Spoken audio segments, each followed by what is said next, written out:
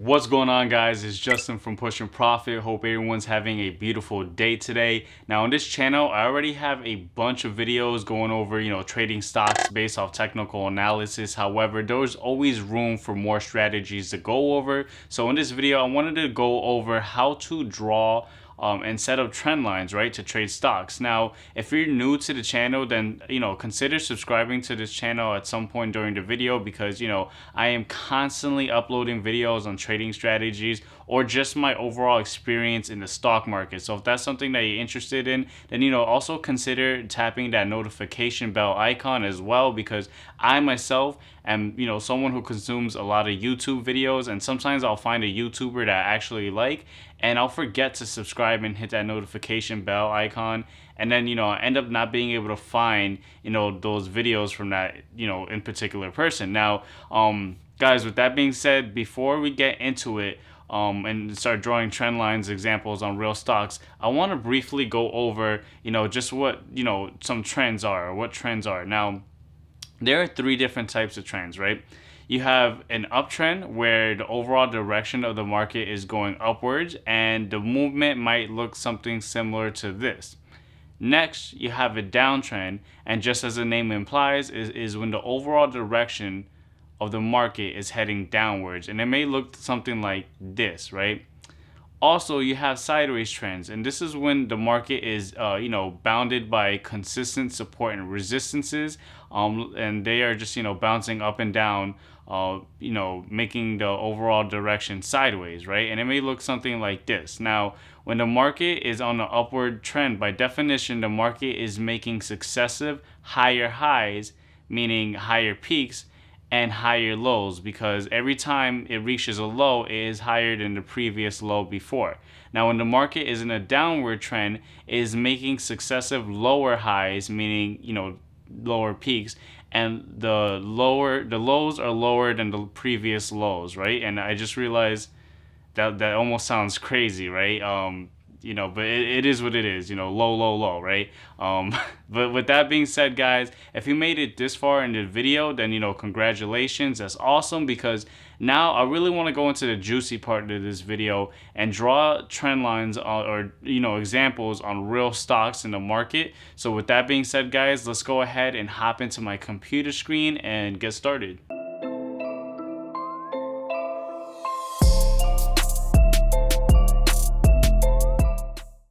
Alright, guys, so now we're officially in my computer screen. We're taking a look at real life examples with real stocks. So for those of you guys that might ask, I am using the TD Ameritrade Thinkorswim platform to do my charting. However, it does not necessarily matter what you use to trade. In reality, it's all just on a personal level, whichever you prefer. However, every brokerage, they're gonna have tools to draw trend lines for the most part. I haven't seen a broker that doesn't offer that tool besides, Robinhood on the mobile app. But even Robinhood on the desktop platform allows you to draw trend lines, right? So of course on TOS, Thinkorswim, right? You're gonna draw trend lines with this, tool right here that says trend lines. And right now we're taking a look at ticker symbol ADBE, which is Adobe. I'm not sure if you guys are familiar with that, but if not, it's fine. Right now, when you draw trend lines, right, something that I find, very important is that you need to stay consistent with where you start drawing. For example, candles, where the stock is, they obviously have these tails, right? They sometimes have these tails. Sometimes they're just a full body candle. Let me just kind of zoom in real quick. Sometimes they're just like a full body candle, and then sometimes, they have tails that stick out, right? In my opinion, from my experience, when you draw a trend line, you really want to stay consistent, whether when you're starting from the tail. Like if you start from the tail, you kind of want the other part to start from the tail. If you're starting from the body, you kind of only want it to really start from the body. And that's just my opinion from my experience. I've seen, I just feel like when people kind of incorporate using both the tail of the candle and the body of the candle, they could kind of like manipulate something to kind of look good, where for example you could kind of say, oh, this is a trend line, because it's touching this tail and touching this body. It works, but honestly I just like to stay consistent. If I'm starting from the tail of a candle, then I want it to really just count it with the tails if I'm starting from the body, right? Now that's just, something that you could tweak a little. That's up to you, right? Now let's go on to more important parts, right? Now when drawing a trend line, really you only need 2 points to identify a trend line. However, 3 points is where it confirms that it is a solid, trend line, right? It validates itself. So let's take a look at ADBE, Adobe, and we're gonna start, of course, from this tail right here, and I'm just gonna draw this trend line. Let's go try to do this right here, right? And let's just zoom in real quick. So of course, this would be the first point. It had touched this part, hasn't dipped below. It touched this part, kind of bounced off, went up, touched this part again with this tail. See the consistency with the tail, like I was saying, of the candle. Went up, touched this tail again, bounced up. So you could see, after 3 points or three, touches of the trend line, that, it's now validating itself as a solid trend line, right? 2 is just where you could say, okay, this is what it looks like what could be happening. 3 is like, okay, this is what's happening, right? So you see 1, 2, 3, 4, and then of course the more times it touches the trend line and bounces above it, the more stronger the trend line is. However, trend lines do break, right? So we're gonna look at this. We see it goes up, bounces, goes up, bounces, go up, bounces, goes up, and then right here you can see that it falls below this trend line, right? And that's because, trend lines are not going to, of course, go forever. Stocks, they go up and down. So you can see, of course, in this area, if you zoom in, it started kind of having a downtrend, a small downtrend, right, for the most part, right? So you could see, it touched this. The body of the candle touched it, went down. Body of the candle touched the trend line, went down. Body of the candle touched the trend line, went down. And by the way, notice how when I drew this trend line, I'm not going based off the tails. I'm going off the body, right? Because like I said, I like to stay consistent, right? So we could see that it changed its trend temporarily, very, very temporarily. It was literally for one section of the day, and that happens, So you could see it was on an upward trend for about 3 days. At the end of the third day, it started showing a downtrend. However, in the after hours, right? In after hours, you see these gray blocks. That's when the market closes. However, some people have access to trade in the after hours and pre-market. So they could, that's why stocks still move even when the market is closed. And you can see it continued on going onto an uptrend if you were to draw another trend line, right? So, that's just one example. Of course, I want to go over a few examples because I really want to get it embedded for you guys in your brains on, how to draw a trend line for yourself, right? So now we're going to take a look at GoDaddy, and I believe I have the ticker somewhere in here. I just got to find it. It's GDDY, right? And, of course, trend lines, the farther it is on the time frame, also makes it just it more valid, right? Because, of course, if you're looking at a 1 minute, 1 day trend line, that's a trend line. That could be like a trend line. I zoomed in too much. That could be a trend line just for the day. However, a lot of times when you're trading, you kind of want to have look at the bigger picture. It just makes it like a much more stronger trend line. So for this example on GoDaddy, we're going to look at the 180-day 4-hour view, right? And so now we're going to go ahead and take a look at this area right here. Let's try to see if we could identify, this being a downtrend, right, with a trend line. So, of course, we're going to draw our trend line. I'm starting from the body. It touched the body. And let me just see if I could get that right. So I drew it, right? Again, now this is over a large stretch of time. This is over like about a month and a half. So you can see it bounced up, touched it with this right here, bounced up, touched it right here. Didn't even touch it right here. And then, of course, it kept going down in a trend line. However, sometimes the trend line isn't going to be perfect. Sometimes the stock is going to be even, falling further away from the trend line, which, is good. Of course, if you're shorting a stock, making money when the stock goes down, this would be very nice around this area right here. You start shorting it because you start seeing it on a downward trend, and it just keeps going further down. That's awesome. The further away it is from your trend line, even better, right? More profits, more money, right? So that's, just one example of something on a downward trend. Then, of course, trends change. So you could see obviously GoDaddy was going down, going down, going down. And then it obviously had a change of direction in the trend. And then you could see it obviously went up over, the 180-day view. And you could draw another trend line right here. Let's just start from this point, start right here. And we'll just kind of say right there, right? So of course, right here it touched it, bounced down, bounced up, bounced down, bounced up. And then right here, it started having some sideways movement. Remember, I talked about sideways movement, where it's kind of not really going up, it's not really going down, and you could really just identify, trade off this based off like, supports and resistance. Like, boom, this area. Let me see if I could draw it. Shows a, kind of a resistance, and then around this area, it could be like a support zone, right? So you see like bouncing up, it went up a little higher here, then it went down, bounced up, bounced down. So that's a good example of sideways movement. So I'm glad I was able to catch that, because I wasn't sure if I was gonna be able to find an example of sideways movement. But back again to right here. So again, it was on an uptrend, boom, broke the pattern. Went kind of on for a few days on sideways movement, and then went back on an uptrend, small uptrend, then went back on a small, downtrend, and then again back on an uptrend. And again, like I said, stocks, they go up, they go down. Your job is really to just identify the patterns and, try to make the probability of making a profit much greater for yourself. Like I said, you're going to want to map out these trend lines and see, look at the price action, what's going on, when is a good time to enter. If you were to, see GoDaddy and you saw, it went up here, fell down here, and then touched it here, like, okay, this is definitely a solid trend line. So when it came here, you could have honestly said, I want to buy right here, and then you could have just sold anywhere up here, and that was right from here to here. There was already 20%, which is amazing, because I think this was over like just a few days. So 20% in a few days is awesome. I don't in my book, of course, profit is profit. It doesn't matter whether it's a 1% gain or 20% gain. All I'm saying is you just want to make those profits, and you want to map out what's going on, right? And again, like I said, trends change. It was on an uptrend, it went sideways, uptrend, downtrend, uptrend. Again, some uptrends are going to be much stronger and much longer, and some are going to be much shorter and not as strong, right? Now let's take a look at another ticker. I have one right here, which is FAS. And we're going to look at the 4-hour view again. So we're going to stay at the 180-day view.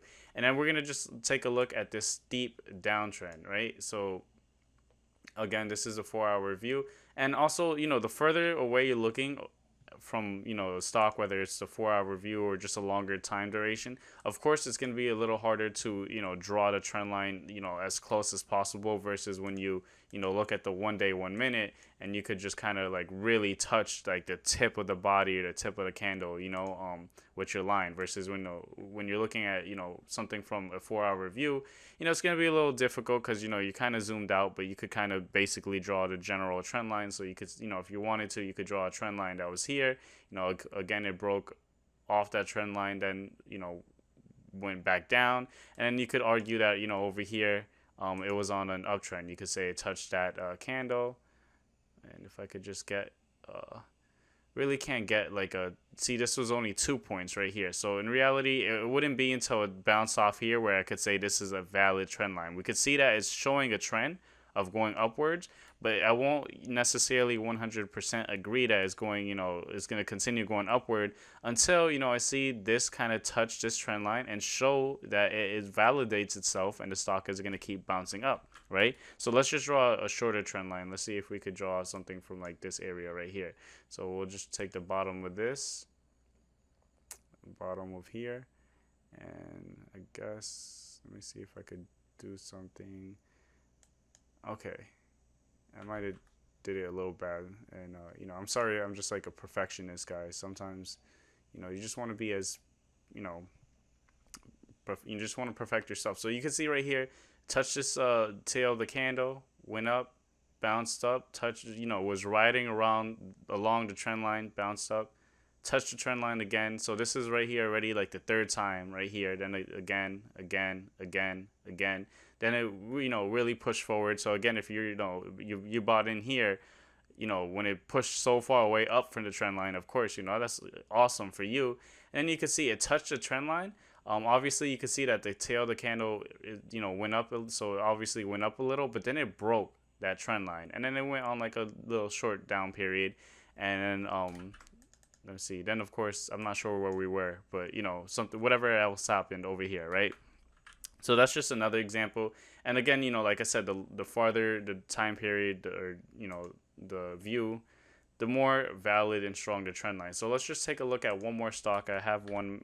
Let's just try Walmart. I haven't checked that out. And again, I'm trying to look at stocks that I don't really trade often, because if you guys take a look at like stocks that I trade often, you're gonna see that I have, too many drawings on there, and I don't want to confuse you guys. So I'm kind of just like picking out stocks that like I rarely take a look at. You could see that like even Walmart, I had supports, but like from a long time ago, probably from like years ago, where this was a support and a resistance. So let's just look at the 5-minute view, because I haven't really looked at the 5-minute view for Walmart in like years, right? And right here is, I would say, a good example of sideways movement, right? Now, sideways movement, it's not going to be a perfectly straight, horizontal line. The stock, it's not going to be mapped out that perfectly. Maybe it will, but again, that's not really going to be the case. So like I said, right here, it's not like necessarily, you can't say it's like, you could draw trend lines and, and of course that was a really bad, trend line. You could say this is an uptrend, this is on a downtrend, but they're much smaller, right? And, with this time period of 5 days kind of going up here and down here, kind of at the same levels, I would, you could debate that this is, sideways movement. And in this case, you would draw, your supports and resistances. You could say, okay, look, every time it touches here, right, it goes, back down and around this area right here. Oops, let me draw it over here. Sorry, guys. You could say, or you could argue like, hey, every time it kind of bounces around this area, bounces up, bounces down. So, when there's sideways movement, don't get me wrong, there's still opportunity to make a profit. Of course, so as a trader, you just need the stock to move, right? So you could see, hey, this is a support right here, when bounce, bounce, bounce.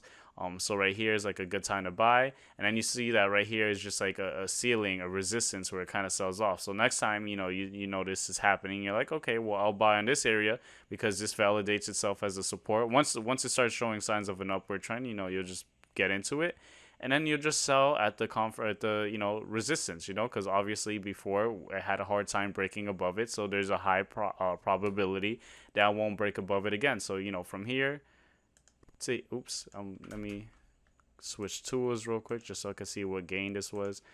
So this was like a 2% gain, like in a span of 1 day, which again, profit is profit. 2%, depending on what account you have, could be a lot of money. I try to, I day trade. I don't really swing trade, although I do have some swing trading positions. But when I day trade, I try to aim for 1 to 2% a day. Again, I'm trading with a 30,000 account size, so 1% for me is about I believe $300, and that's not too bad for So profit is profit. $300 every day is, I think that's equivalent to like 6 figures, 100,000, right? If you do the math, right? Don't quote me on that. I could be like a little off, but I'm pretty sure. Actually, $400 for 5 days, right, would be 100,000. $300 for 7 days would be 100,000, and obviously the market's closed on Saturday and Sunday. But my math was pretty much around there, right? So like I said, 1% a day, 2% a day, that's not bad, and I use supports, I use resistances, I use trend lines, and then I also use other indicators. I have other videos that I talk about things like, the RSI, and, of course, like I said, I'm always going to be, uploading more content on this channel. Like I definitely want to talk about, these other lines right over here. I'm not going to get into it in this video, but, this green line and these 3 colored line, the yellow, the purple, the red. But that's just going to be for another video. But like I said, as a trader, you kind of want to like not base your trades just off of one thing. You kind of want to look at, generally a few other indicators or just price action, just to kind of validate what's going on, because one indicator could not necessarily be 100% correct. I have a video of the RSI where when it touches below this area, the 30, that means it's oversold, and over here it's overbought, and you could kind of confirm that along with the price action. It actually makes sense. So let's just kind of zoom in. I know I'm not making an RSI video, but I kind of just want to explain, the importance of, combining indicators with price action and things like that. So you see over here, the RSI said it was oversold, that it was touching that support, meaning here's a good time to buy, it's oversold. And then, when it was overbought, you see over here in red in the RSI, it touched the resistance. So, it makes sense, right? Buy low, sell high. And, we got two things kind of confirming that these are great opportunities to get in and get out.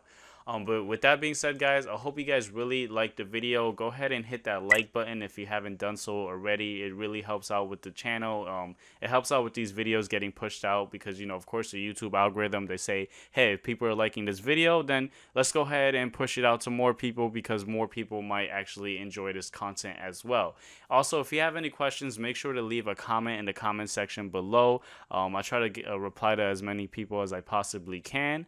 And then also consider checking out the links in the description of this video. I have a free trading Facebook group called Push and Profit. You could join that group. It's just a community of individuals who are interested in trading and investing in the stock market. So that's something to check out as well. And with that being said, guys, my name is Justin from Push and Profit. Hopefully you guys are having an amazing, beautiful day today. And I am out. Peace.